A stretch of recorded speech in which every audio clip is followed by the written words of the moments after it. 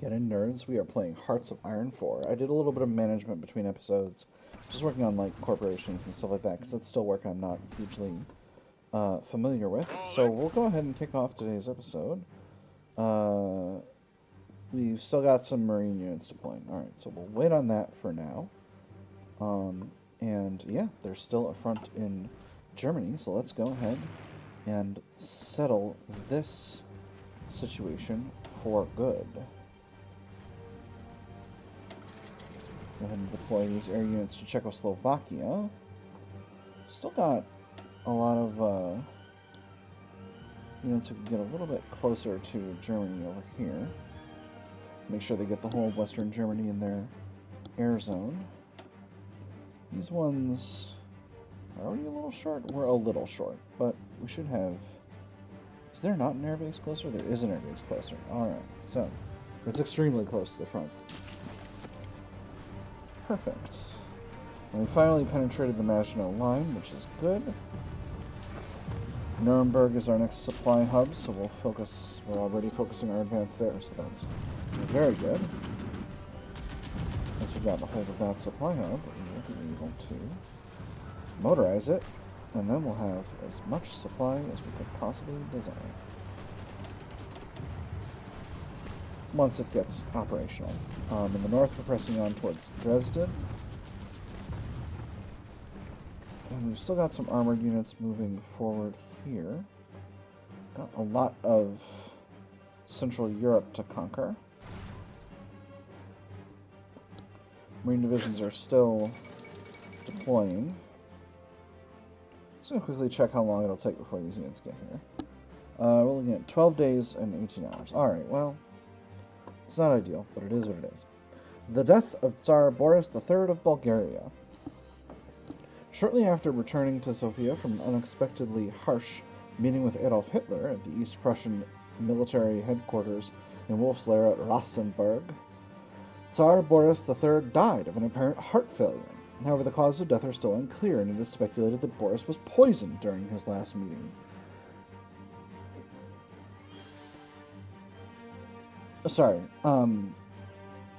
However, the cause of his death are still unclear, and it is speculated that Boris was poisoned during his last meeting, and many believe on the orders of Adolf Hitler.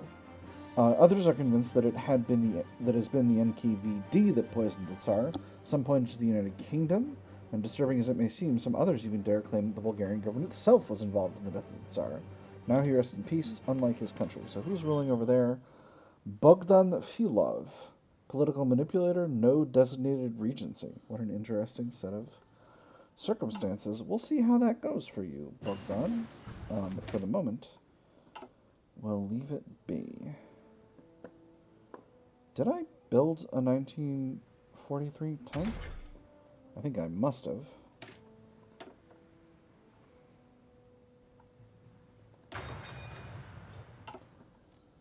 Didn't realize I didn't have the was designed yet.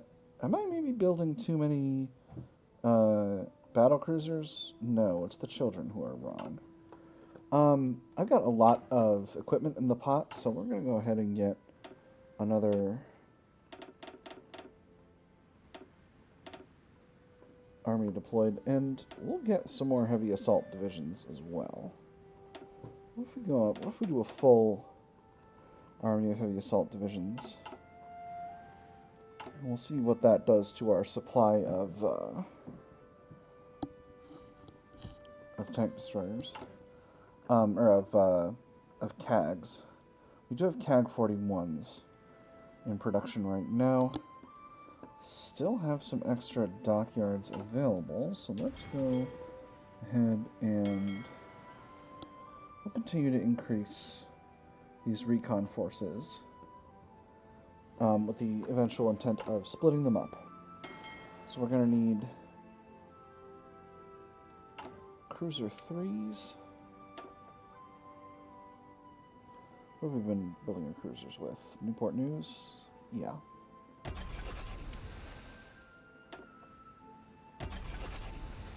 Cruiser 3.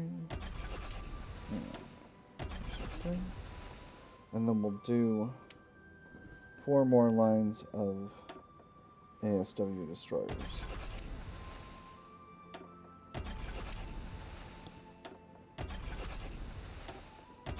And we'll queue in, let's see, 5 destroyers each to bring the size up to 20.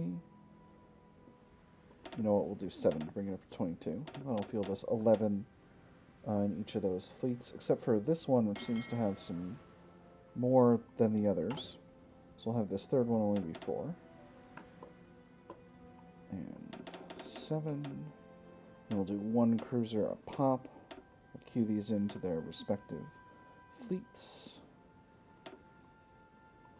2, 3, 4. And 1, 2, 3, 4. And we'll queue in just an absolute ton of dockyards. That means that as soon as all this other stuff gets done, we'll queue those in. I'm going to reduce our convoy allocation because I don't think we're going to need that many convoys.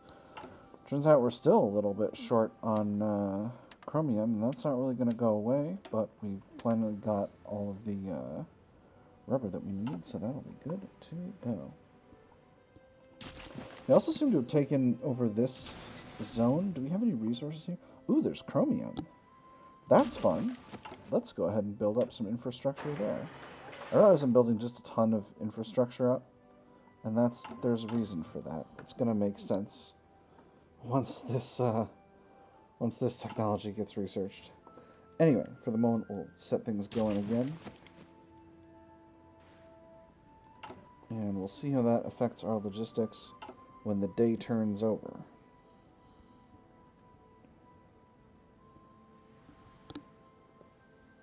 Putting up a surprising amount of resistance here. Enemy, as that is. But these are fortified mountain provinces, so that's not shocking. We'll go ahead and halt these 2 advances for now. There's modern armor protection.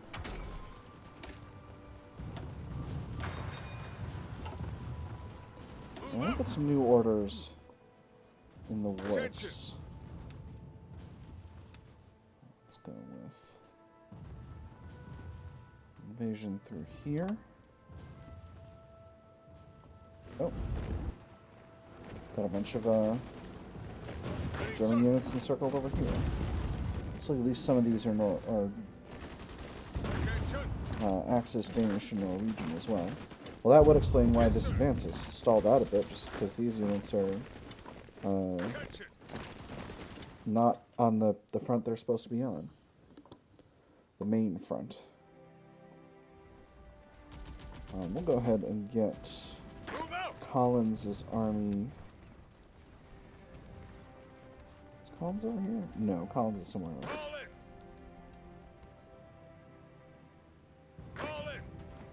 This is Clark's army. Right, Collins' army is here, so Clark can have his front compressed a little bit. That's not what I wanted to do.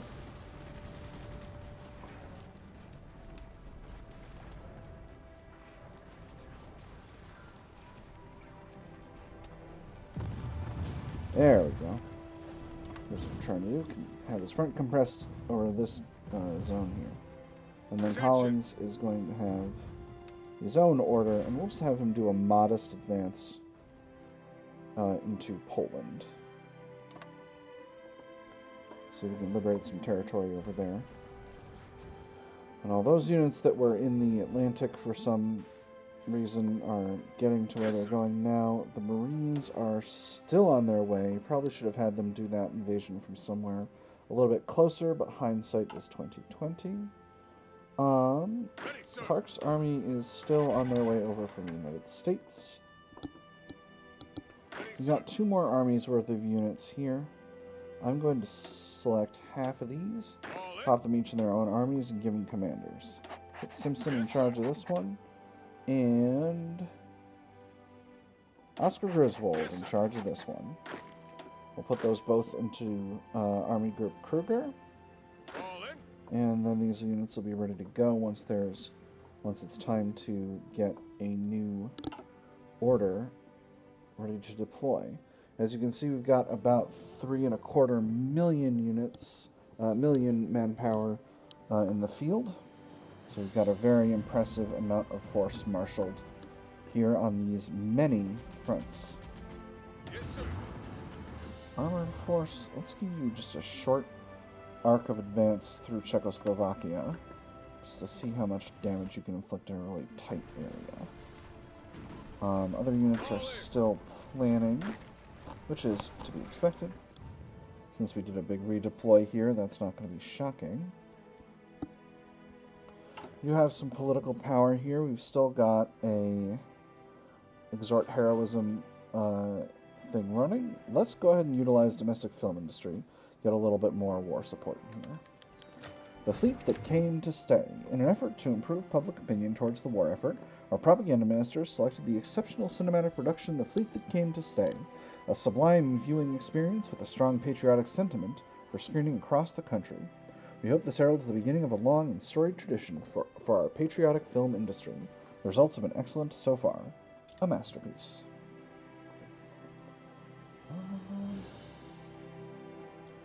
I don't want to continue to expand my chromium deposits. I can do the steel. Let's do the steels. These are 120 days. These are going to last a really long time. And for the chromium, it's 90. Yeah, we'll do the chromium. We'll get all that going. I want to continue to build up my resource base so that I can continue to pursue aggressive policy. Wow, I have to say, Germany is really... How did this army wind up all compressed over here? You should be preparing for a general advance. And how is this pocket not closed out yet? Yes, sir. Move out.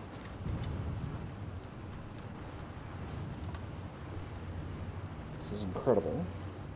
Can't believe this pocket is still holding. Even with all the planes we've got in the area.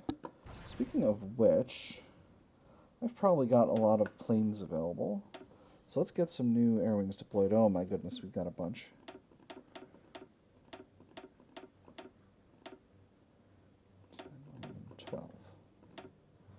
Alright. That's all our old fighters. Now, let's talk about some medium fighter, some medium bombers available.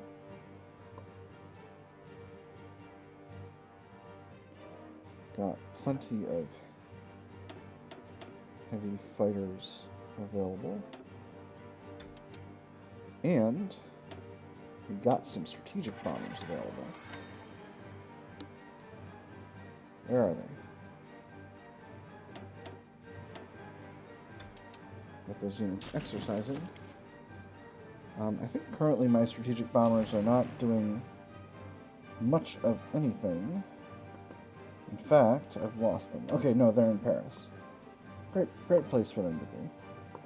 Let's go ahead and move them a little bit closer to the front, and let's have them do bombing in the northern Balkans. That's Axis territory. We'll be able to inflict a lot of damage over there. It's looking like supply is still really tight in right around Czechoslovakia. So, but with that being said, I think we're going to still press the go button on this, because I think we can punch through here. And if we can get a hold of Prague, we can have ourselves a nice solid supply hub, and that'll be just wonderful. We'll get this advance going. We'll get... This advance can still wait. Hodge's guys are still planning. Although we'll staff office planning to get them going. And then J-Lot and Collins, you've actually got a fully built out plan, so let's get you moving as well. Have the Marines gotten into place?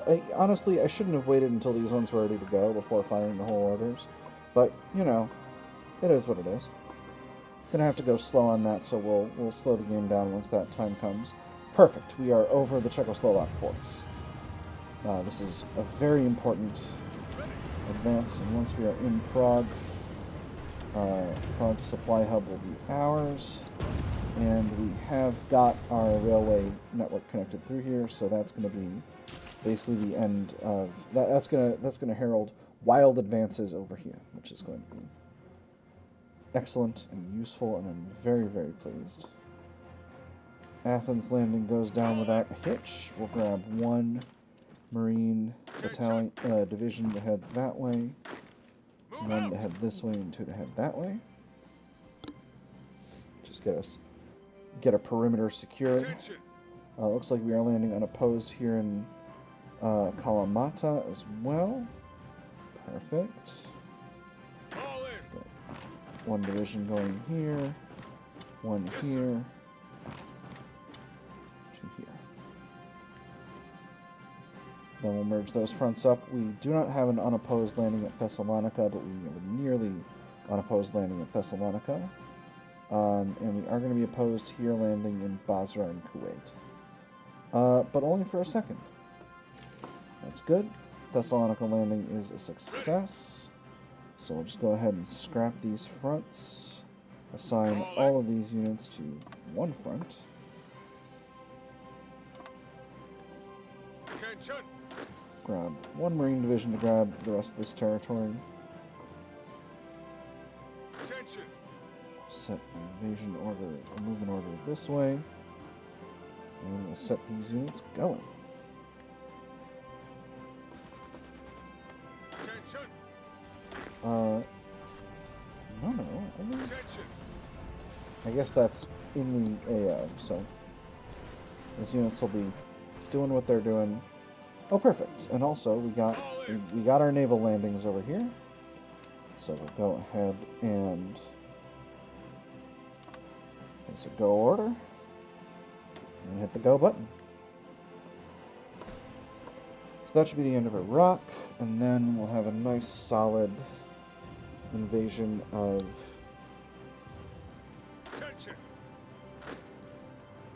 Bulgaria coming through. And that should hopefully allow us to collapse the Bulgarian line without a problem. Ready. All these units can go here. Make sure those orders are going. And that should be the end of the Axis relatively soon, once Vienna has fallen. Like I said, we busted through the Czechoslovak forts with our armored forces, and then all of this area is completely open to us. Got another supply hub down here. Supply is obviously rough in the European theater, but not nearly as bad for us as it is for our enemies. We got a bunch of planes deployed to Eastern Germany, so we can go ahead and deploy these ones to Czechoslovakia. These fighter units can go to Western Poland. You can also get some CAS in Western Poland as well. Make sure you've got air support over there. We got some fighters about in this zone. We'll put them in Czechoslovakia as well. Alright, we can get some of these.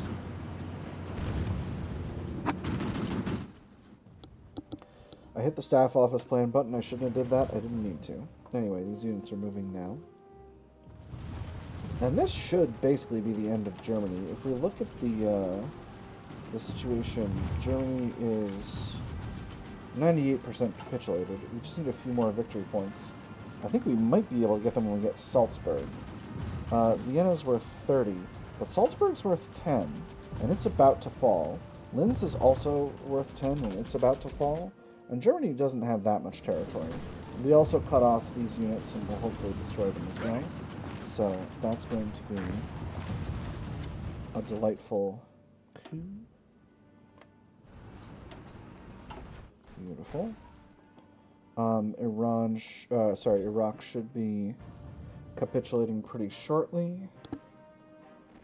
Our units are continuing to advance forward there. And Bulgaria, really not seeing why this is such a hard sell. Let's get going here. There's no enemies. I'm going to have these units just go directly to Sofia. I'm not going to faff about with this situation. Perfect. Well, Iraq has joined the Axis. That was probably bad planning to do that as soon as Germany fell. And now, things are wild. So, Poland exists again, as you can see.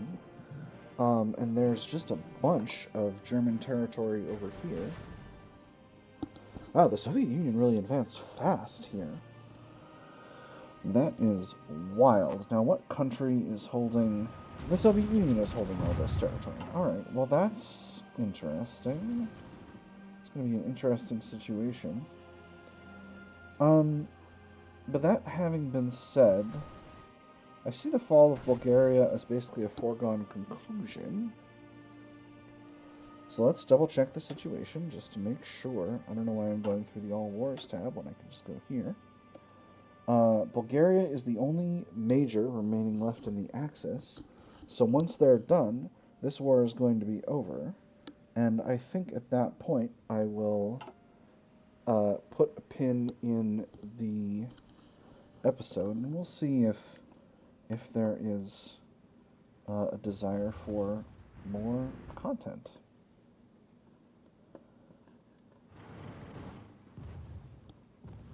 Pushing them back, sir. Actually, let's go ahead and finish out Vienna here and then pause it, because we're gonna have a lot more to do. We got Baghdad, so that means the end of Iraq, Iraqi participation in the war at least. Ready. Or at least it will by the end of the day, or it should by the end of the day. I assume it will by the end of the day. We're in Sofia here. That should lead to the end of Bulgaria. Let's just quickly check if that makes Bulgaria... It doesn't. Bulgaria does not capitulate. Interesting.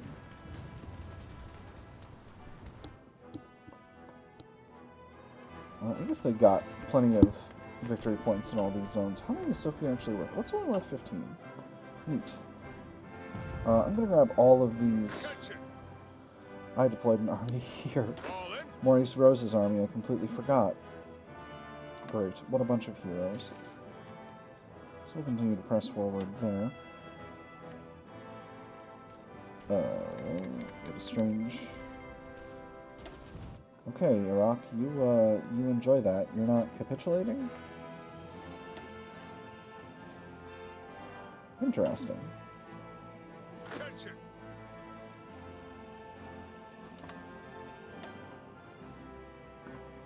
Alright. With that having been said, these fronts are getting weird.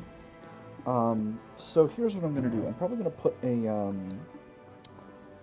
a poll up on the channel in the community area to see if you are interested in going forward. And basically, here's why I'm asking. It is likely that there will be a war against the Soviet Union once the Axis, which, again, only consists of basically this territory here. Finland is not in the Axis. They are only at war with the Soviets on their own steam, so they will be able to wipe peace out. The Axis consists just of Germany, the Eastern European minors, so Slovakia, Greater Hungary, Romania, and Bulgaria, and Iraq now, it turns out. But it's possible there will be a war against the Soviet Union. I don't know how exciting that's going to be. It is a big, heavy slog in the Soviet Union. And the reason I'm bringing it up is because USSR has had 4.4 million casualties so far. Actually, they might be a good fight. So okay, so here's where it is. The chances of them being a good fight are pretty okay. So we'll see if we want to do that. And again, it's going to be a big slog because the Soviet Union is a massive country. You need to basically invade across all of this territory and up into the Urals in order to get Soviet Union to capitulate. And this is like 1,000 miles here. So we'll see. We'll see. And if y'all are interested, we'll go ahead and do that. And if not, we'll move on to a different run. Just to give you a sense of where things are as the game ends, or as the war against the Axis wraps. We've suffered about 400k casualties from Germany. They've suffered 1.7 million from us. This is about this figure here is about double the historical amount, but we went very fast and we had a pretty light army overall. This is going to give us a kill death against Germany of about 4-1, which is pretty solid. Against Norway and Italy, we suffered about 25,000 casualties each. Italy suffered 200k from us for a nice respectable 8-1 kill death. And then Norway, here we go, suffered 150 with a kill, so that makes that a kill death of about 6-1. Bulgaria, we're at, we've inflicted about 100k on them. They've inflicted about 20k on us, so that's about, it's really about 4.5 to 5, 9-2. It's a little better than 5-1, which is what it looked like. For Iraq, we inflicted 6.8k on them. They did not make it into the majors, so we can assume a reasonable kill death, but who knows when you only inflicted 6k casualties. We've gotten back control of all of Europe from, or all of, I shouldn't say all of Europe. There's a bunch of Europe that we haven't gotten a hold of yet. But all of France, the Low Countries, Germany, all of Scandinavia that was occupied, we got back. We got back Italy. We got a bunch of the North African territory from Vichy France. And we seized back Greece, although we kind of did that at the 11th hour when there wasn't that much more at stake. So I wouldn't blame the Greek government if they're not pleased with the situation. The Greek people, I assume, will be happy regardless. So that's a run of Hearts of Iron 4. I've had a good time. I hope you've had a good time, and I will see you all on the other side. And once again, there's going to be a poll in the community tab. Let me know if you want to see more of this run or go on to a new one. Have a good night, everybody. Thanks. Bye.